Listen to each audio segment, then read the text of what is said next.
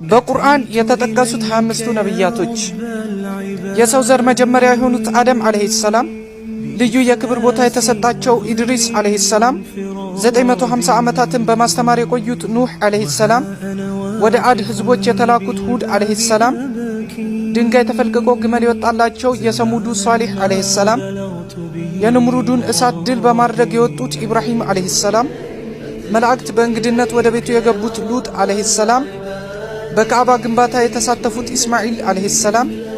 የአባታቸው የኢብራሂም ልጅ ኢስሐቅ አለይሂ ሰላም፣ የ12 ወንድ ልጆች አባት የሆኑት ያዕቁብ አለይሂ ሰላም፣ እጅግ ታጋሹና ጥበበኛው ዩሱፍ አለይሂ ሰላም፣ መከራንቻዩና ጸሎተኛው አዩብ አለይሂ ሰላም፣ የሁለት ሴቶች አባት የሆኑት የመድኑ ሹዓይብ አለይሂ ሰላም፣ ባህር የተሰነጠቀላቸው የኢምራን ልጅ ሙሳና ወንድማቸው ሃሩን አለይሂ ሰላም፣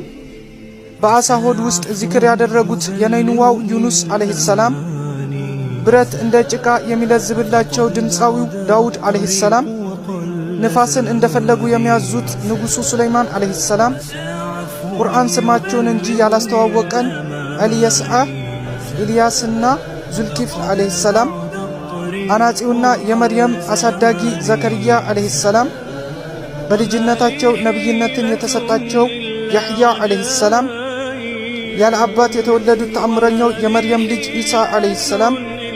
ለተልእኮዋቸው የቦታና የዘመን ግርዶሽ የተነሳላቸው ነብዩ ሙሐመድ ሰለላሁ ዐለይሂ ወሰለም ናቸው።